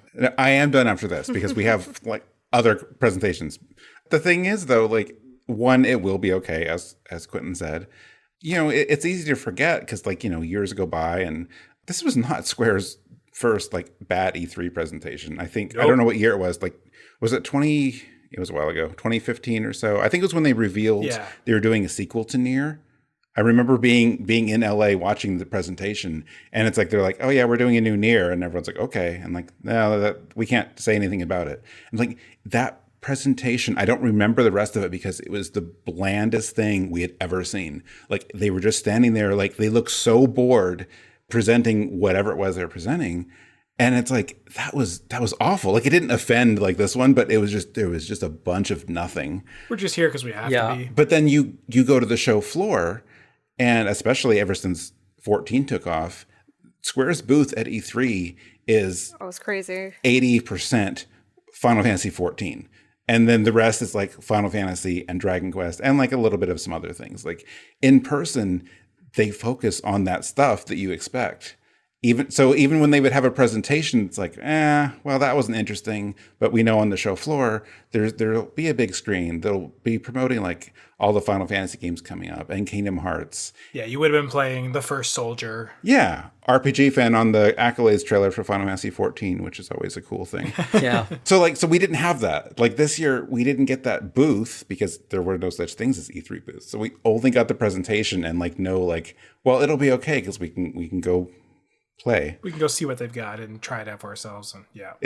Like who puts on the presentation versus who builds the show floor? Like there's a very big disconnect there. No, it's no company's without its dud years. And I think the other thing too is, Square Enix has definitely been riding high and making a comeback. So seeing it fall like that was really unfortunate. But at any rate, that was kind of more or less it for a lot of E3 stuff. We do have Capcom to look forward to, but there was the Future Game Show, which we got a couple previews from as well, which I think, Quinton, you played Coromon and you did Dreamscaper, Jono? Yes, I did. Yeah. Talk to us about those. And I guess no one got Dark Data, but Dark Data looks cool. Yeah, Audra reviewed it. But I mean, we didn't have no one on the show, is what I mean. Sorry to say. Yeah. Audra reviewed it and she really, really liked it. Give the review a look. It's pretty cool. Yeah. Especially if you like Fire Emblem. It's different than Fire Emblem. They do a lot of different things, but it was inspired by Fire Emblem. So if you're a fan of that sort of game, it might be something you want to take a look at. Yeah, I'll jump into Coromon, I guess. Please. I really want to hear about this. Yeah, it's fun. I like it. I think, and you can't blame anybody for going into it like this, but the first thing that's going to pop into anybody's head is Pokemon. And it's not like the developers are shying away from that. We all know kind of what's going on here with these. There's a formula. Yeah, there's a formula. So I think what matters the most with these sort of like inspired, these like Poke-likes, I think I wrote in my article, something silly like that. What matters is that there's something else going on and that everything is done fairly well. And with Coromon, there's kind of like 2.5, maybe even 3 games going on here. You've got your monster taming and everything that entails. But even within that system, I felt like, especially with like the boss battle against there's these creatures called Titans, and you're kind of going around this island region, not too surprising, but you're collecting their essences because there's this evil organization. I mean, it's all kind of there in the premise. So you're going around, and one of your big goals, you're working for this big tech company, is to gather these essences. So you're going into these different dungeons. There's 6 of them. And from the preview and from the demo I played, it's this like sort of like ancient Egyptian themed pyramid structure. And when you get to the boss there's a lot more going on with like the team dynamic, like for your multiple like Coromon than you tend to see in something like Pokemon. You kind of have to set things up with different Coromon and then kind of like roll from there with like switch outs. There's a lot of buffing and debuffing going on that is like critical. It gets overlooked a lot in the team battles in Pokemon, I find, because there's so many times you want to set something up and like use those like support Pokemon, but like they're really useless in most cases, even in like you just want to have a fast Pokemon that hits hard, and that's basically your key to victory. Exactly. And while that changes, with the meta, with like going into multiplayer and stuff, a lot of folks aren't going to do that or just don't really have the time for it or the interest. But with Coromon, that's kind of their front and center. Very cool. So that these species that are more support based, without them, I would have gotten the game over there. This Titan was hitting hard, and he had multiple stages with increasing strength, but also different tactics involved. So yeah, very cool. And then the other thing that sets it apart, and this is in a bigger way, I think, is when I was going through the dungeon, there was a lot of 2D Zelda going on. Ooh. Which surprised me in a very good way. Yeah, there are darts, flying around that you have to look out for. There are pitfalls. There was this like puzzle that was like 6 pieces of a big doorway that you had to align just so in order to get the whole thing to open up to get to the Titan room. Yeah, super cool. And even like, with the HMs in Pokemon games, and I realize a lot of that has changed over the years, but here your hero character is kind of earning their keep more, because instead of like saying to your Pokemon, go move that boulder for me, you actually have like these tech things on your wrists and stuff. You're the one that pushes that boulder out of your way. Like the Coromon can just rest because they're the ones fighting for you, and you're the one that teleports out of that dungeon and that sort of thing. So it really feels like more of a team interplay, I think, between the player character and the Coromon themselves too. Almost like a Digimon moment in that regard. Yeah, there's a lot going on, and I really like it. And the graphics are very GBA in a good way. They looked really nice. Yeah.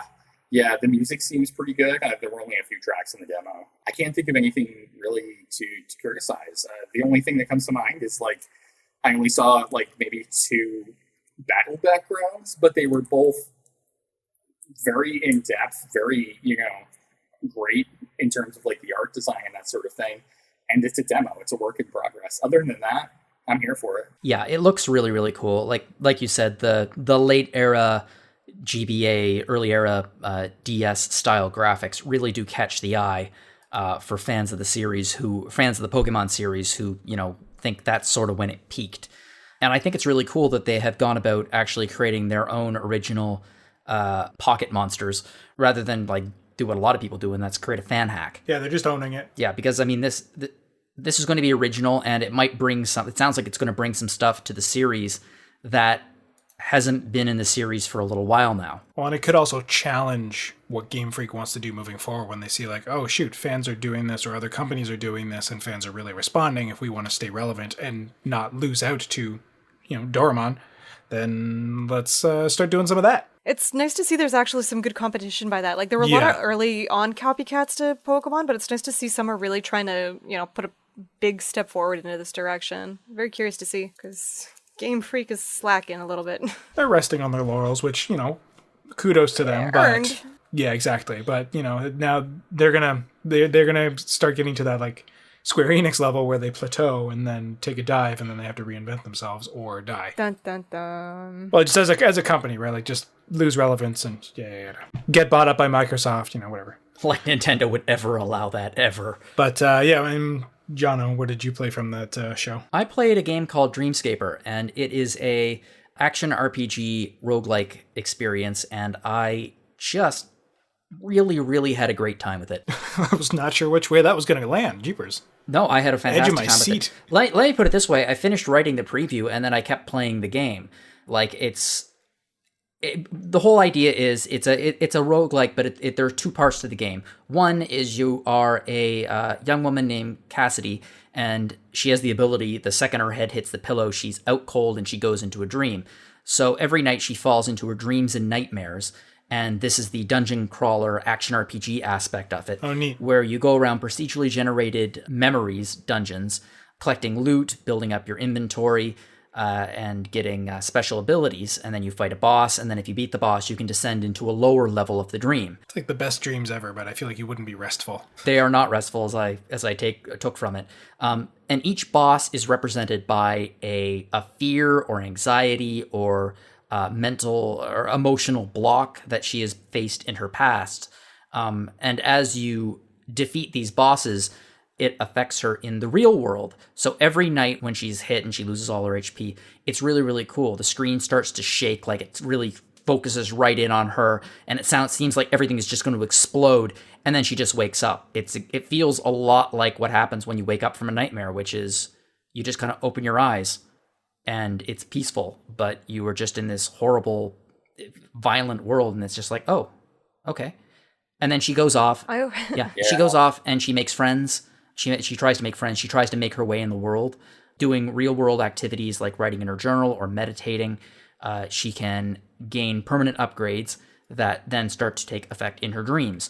But you can also build up her character relationships with the various people in this city where she just moved to. So as you build up these relationships, you unlock more and more buffs for your character.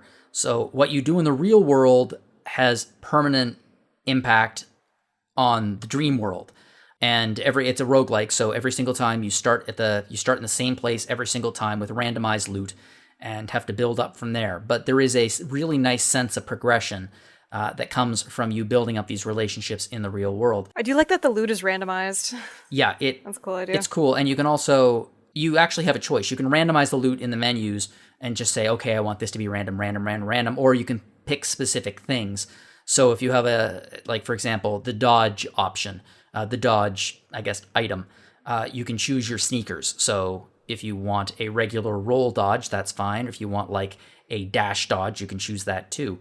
And obviously, there are lots of things like as you are going through the dream, you collect sand, S-A-N-D, just like the Sandman, and you can use that's the currency, and you can use that in stores to upgrade your weapons or abilities or to gain permanent upgrades, or not permanent upgrades, but upgrades that'll stick with you for the rest of your time in the dream world.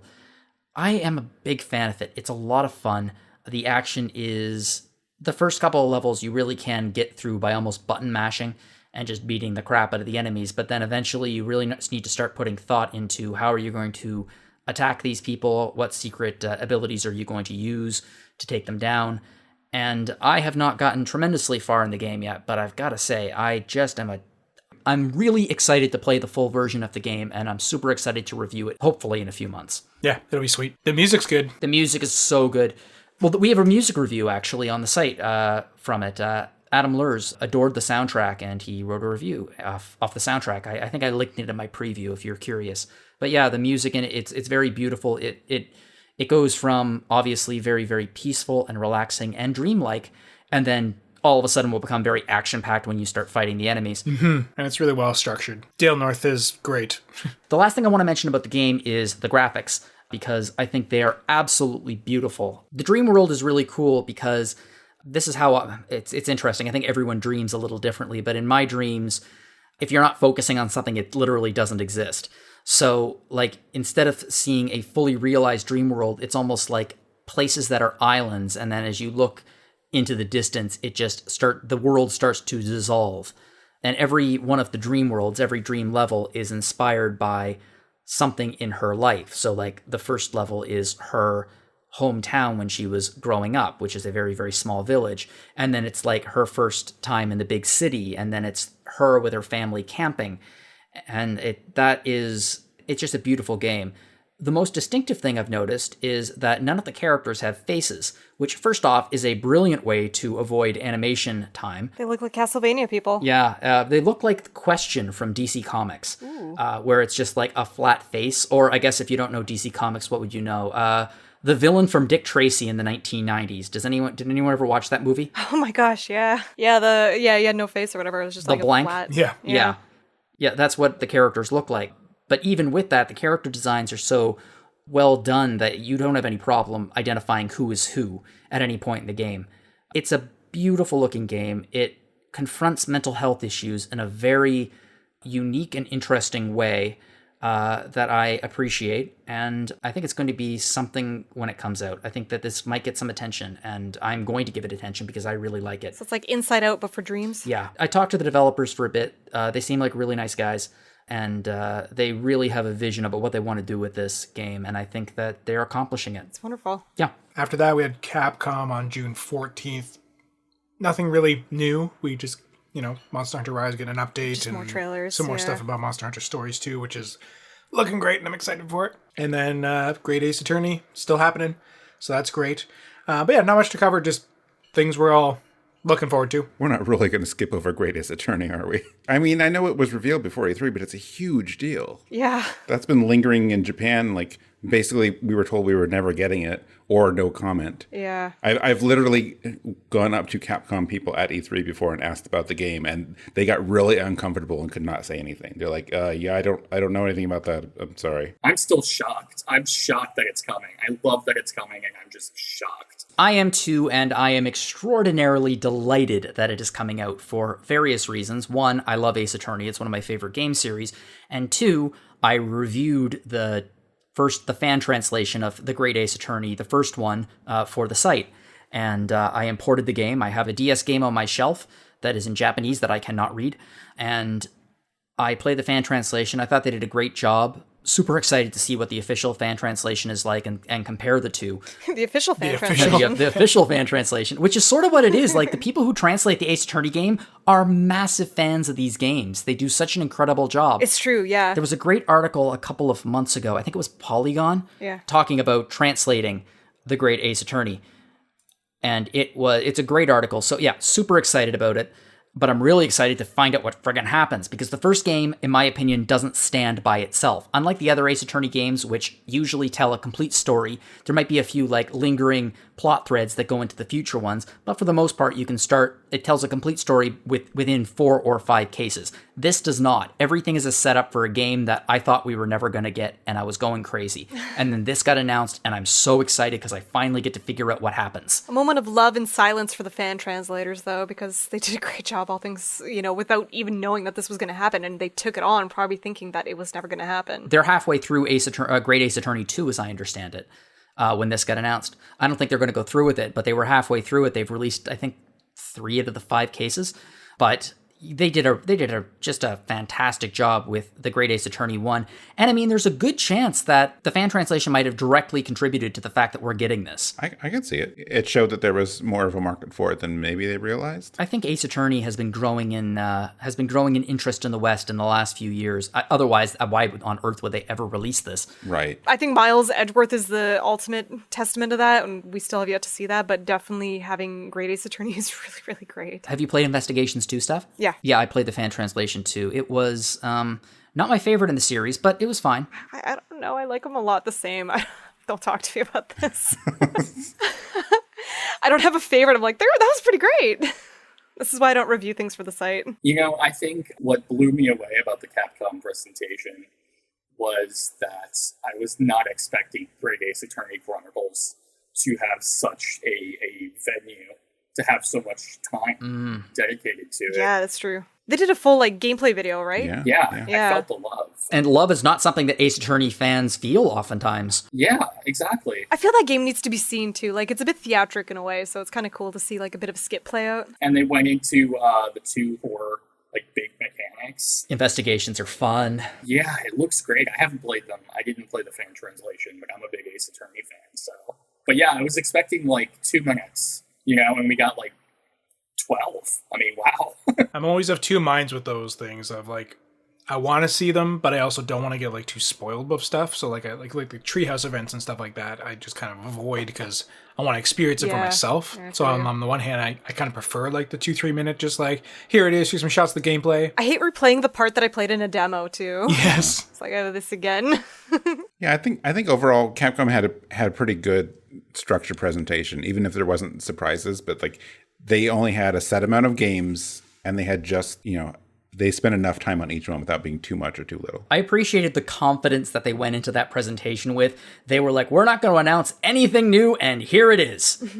And they gave us exactly what they said they were going to, and because of that, I wasn't let down even slightly. I was like, okay, you said what was on the tin, you opened the tin, and what was on the tin is in the tin. It's not sewing supplies. I remember we were kind of watching it, and we were like, oh, this is exactly what they said. Okay, then, good. Thank you. We had an agreement. Like Mike said, I'm not going to be sad that they focused on anything Ace Attorney, because that's just awesome. But yeah, there were no real big surprises from that particular presentation, unlike other presentations where we may have gotten a few more surprises. I was going to say, they told, I heard somebody, some insider saying to keep your expectations in check for Nintendo, and I was just blown away. Yeah. When they came out swinging with Advance Wars 1+2, with the really great subheading of Reboot Camp. Oh, yeah. I'm so excited for that. Should fall within our coverage of being a strategy RPG. Does now. And yeah, I could not be more delighted to have another swing at these again. It's been I don't even know. They kept talking about when they covered Metroid, hey, it's been this many years, but I don't know how long it's been since the last Advance Wars, but it's been a very long time. The last one was Days of Ruin. Been a while. Yeah, was not expecting that. That was very exciting. Well, this was another case. I feel like Wargroove is another case, very much like Koromon, which is fans of the original series stepped in and was like, well, if you're not going to do it, we will. We'll do it, yeah. And they delivered something that is inspired by the original, but is its own thing. And I'm really happy they're doing it. And I'm hoping that this will lead to a resurgence in interest, and at some point we'll get Switch War. I could see that. And it looks great. I think the adaptation's really nice of how they've translated the art style. It's going to be great. And I'm excited for the level editing. Oh, it's going to be fun. I think so too. And I like how they've, the new graphic style make it look like, it looks like a board game. It's on a little platform and everything. It looks like it's an actual war board game, which I think is a cool choice. Yeah. That was not expected at all. That was one of those beautiful surprises they just, tossed in there and you're like, oh my God. No, it was golden. It's absolutely I had golden. some people who were they were hyping nothing until they saw that. There are some people who, again, are just carrying a torch for Advance Wars. And I get it. It's great. Right. Then we got a Pocket Watch, which was, again, the way they buried the lead with like the top of that whole presentation, you know, everyone's like collective breath being held when they show Ganon beat down. And you're like, what are we getting? And then you're like, no, it's probably a Smash reveal. Oh, it was. Which my favorite part of that whole thing is the joke that I wanted, and I got the payoff of Kirby flying away from him trying to drop him. I love That's that. all I wanted. I was like, this joke better be here. And it was. But yeah, they gave us instead, you know, a Game & Watch. Yeah. How do we feel about that? The Game & Watch? I think it's cool. I think it's great, and I want it, but I don't because I know I'll never get anything done. I'll just be like, I'm just going to check the time. I think it's cute. Wow, look at those graphics. You know, and I'll be gone. I'm probably wrong about this, but is this the first time they've publicly acknowledged the existence of Zelda 2: The Adventures of Link in public since the game's release? I mean, outside of Virtual Console and, you know, it's on the Switch Online thing, but otherwise it's always just, it's there, but it doesn't get much love. I think this is the most airtime that Zelda 2 has gotten in decades. That's true. Decades since it came out, really. Yeah, and then there's an adaptation of it in the actual like clock itself too, right? So My hope that we would get a new 2D Zelda that's inspired by Zelda 2 was not... Unfortunately, my hope fell flat there, but that does not mean I was disappointed. No. instead you got a watch inspired by Zelda 2. And then we got a bunch of other great things that aren't RPGs, but like, you know, we're all shocked by Metroid Dread. Another one that it's like, what? Every one of us lost our collective minds when that was announced. Yep. Yeah. Yep. It was beautiful. Yeah. It was beautiful. It was so good to have her back. Oh, yeah. It was a great presentation. It was such a grim past few years, too. Like, curb your enthusiasm thing going Yeah. into it. The only thing I can imagine besides the Switch Pro is that maybe people were expecting to see more out of Breath of the Wild 2 at this point. But I'm just happy to see some of it. I mean, I know they're working, you know, under tough conditions, you know, through 2020 and all that. And Breath of the Wild's one of my favorite games. You know, the new footage looks great. I understand that it wasn't going to be like the blowout. Yeah. I was just happy to see it. Like the whole, you know. They were wise to temper expectations at the top. And the same thing with Metroid Dread 2. They did the whole, we're not showing Prime, but let's show you something else, you know? Like they're very good. And again, most developers could do well by doing that. Like Capcom nailed it as well. That Capcom presentation could have been like that awful Square Enix one. We're like, well, we don't really have anything, so let's just phone it in. But no, they made it. They owned it. It is what it is. And it's the same with this too, right? The whole presentation for me worked. I remember before it was going, I was literally talking to myself, being like, all right, restrain your hype. You know, you can't let the hype. And then Metroid Dread was announced, and I was just like, okay, let my hype out of control now. And I was very happy. Shin Megami Tensei 5 finally like really confirmed. We see stuff from it. Steph gives us some amazing art from it. Look gorgeous. Yeah, it's beautiful. It looks really, really good. Beautiful blue demigod with the long flowing hair. Yes. It looks Yeah, fantastic. no, that looks really good. And the new kind of setup of like kind of walking around this big field will be interesting. I like the kind of one-to-one interpretation of some of the Persona monsters too. Well, you know, SCT monsters. Right. Yeah, we're going to be spoiled for choice over the next couple of years for Nintendo. And Breath of the Wild looks... I mean, I have to admit... I'm excited. I'm excited too. I was really hoping that Zelda would be the main character instead of literally throwing her down a pit. Oh my god. The second they showed that, I was like, come on! She is not the Not again. Link. It was not the best shot. But maybe, we don't know. Maybe there'll be, you know, two worlds kind of gameplay or something. I would love that, yeah. What I'm hoping for is it'll be like Link explores like the Sky Worlds and probably the Overworld too or whatever, but at least give Zelda like the cavern exploration, and maybe like she pushes like the big parts of the ground up so that Link can explore them or something. That's why the Sheikah Towers come up. It's Zelda just She's going like under and squatting them up. Quinton, I think that's a brilliant observation, because not just the caverns, like what if they actually do that? They have the two worlds, they have the Sky World and they have the regular Hyrule, and Link is in the Sky World, but they release Zelda in Hyrule, the original Hyrule map, but with new abilities. Like, that would bring new life to that entire map again, because you'd have a new character to explore it with who doesn't have the same abilities as Link did in the first game.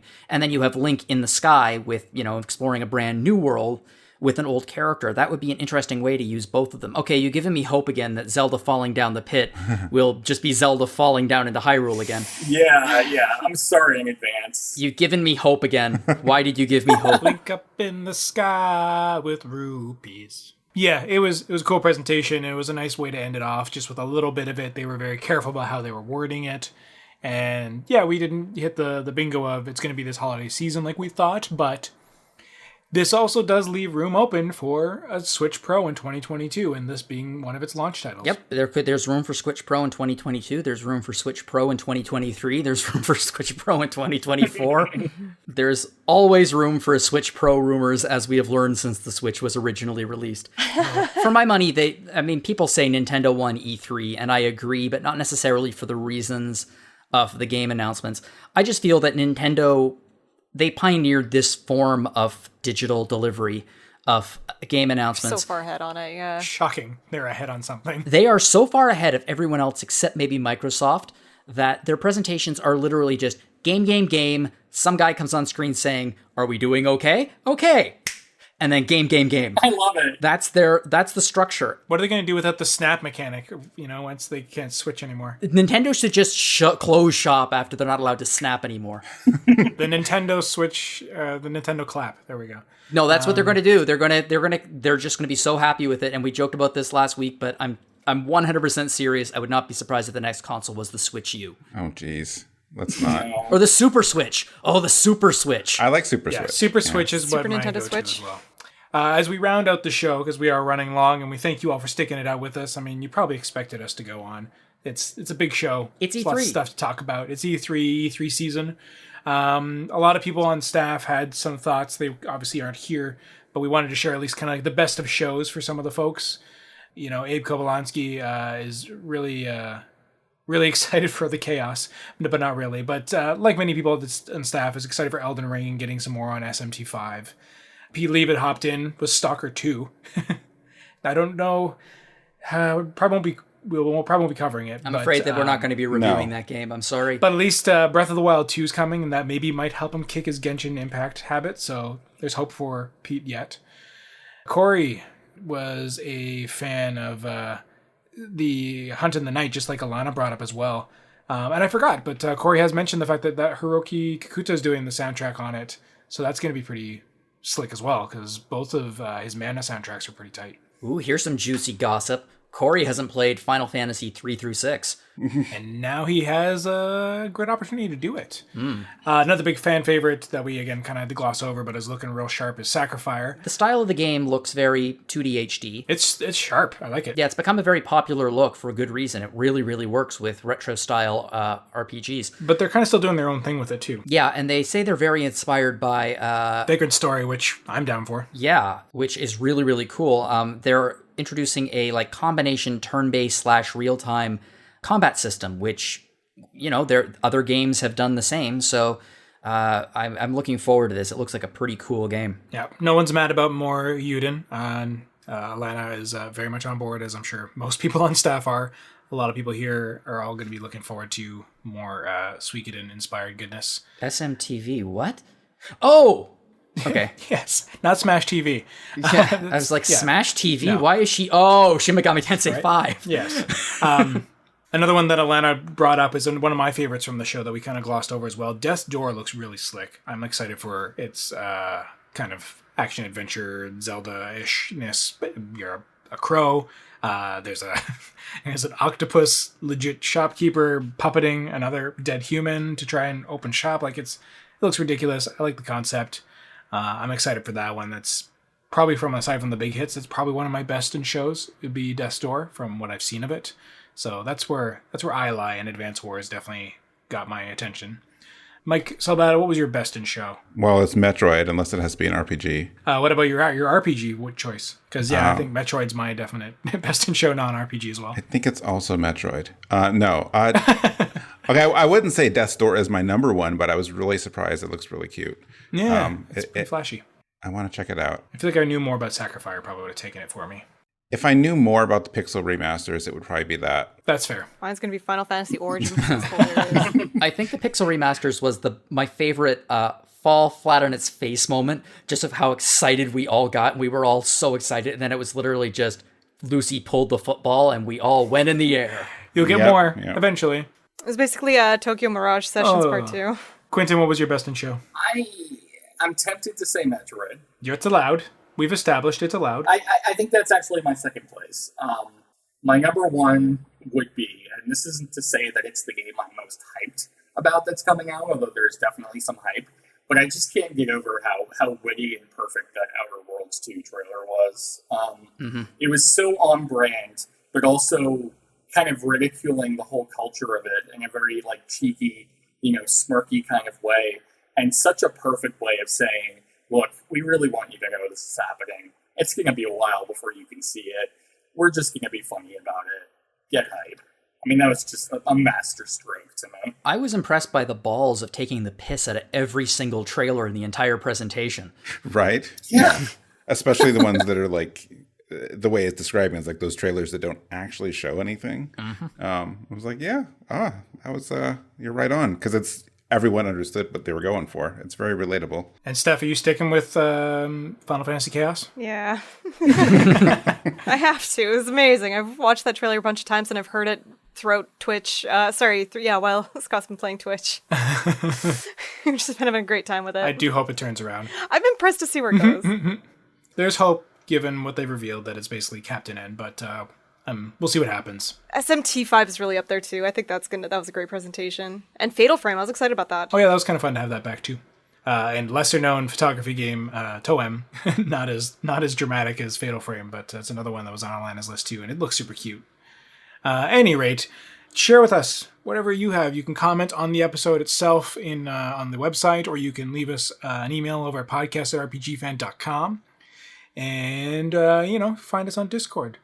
We also have a couple other great shows that you can go listen to if you don't feel like listening to the latest and greatest with us. You can go visit Hat and Eric at Phoenix Edge. They just covered their reactions to E3 things. Or you can go do some retro stuff with Retro Encounter and listen to some playthroughs of older stuff within the last 2 years, that sort of thing. And as well, music. We got more music, right, Mike? See, I don't want to promise anything yet because we don't actually have a date. I mean, I did mention the Bravely one was probably one of the last ones I've teased. The Bravely is the second one that'll be coming up. The next episode of Rhythm, which I'm hoping for maybe by the end of June, if not early July. I know it's been a long time. But the next episode of Rhythm Encounter will be opening and ending themes, and it's a really exciting episode. I like that. That's going to be very dramatic. I was just listening to the opening theme of the Octopath the other day. It just came on my playlist, and I forgot how great that was. It's always such an easy steal on any reveal, or not any reveal, on any music review. An opening thing is almost always one of my chosen tracks because it's just, they're so good at just setting things up, right? So, yeah. It's going to be a good episode. So, at any rate, the hiatus is definitely not going to be as big as the last Rhythm and hiatus. There will be more, and then the schedule will be getting there. And do not fret, folks. Mike's on it. Otherwise, thank you so much, everybody, for listening. Everybody here, thanks for joining me to jaw about all these crazy reveals for the past couple hours. And I suspect there's going to be more throughout the summer as well, if last year was any indication. But for myself, for Jono, for Mike, for Steph, for Quinton, thank you so much, everybody, for listening, and have yourselves a good one. Bye. Bye, everyone. Bye. Bye.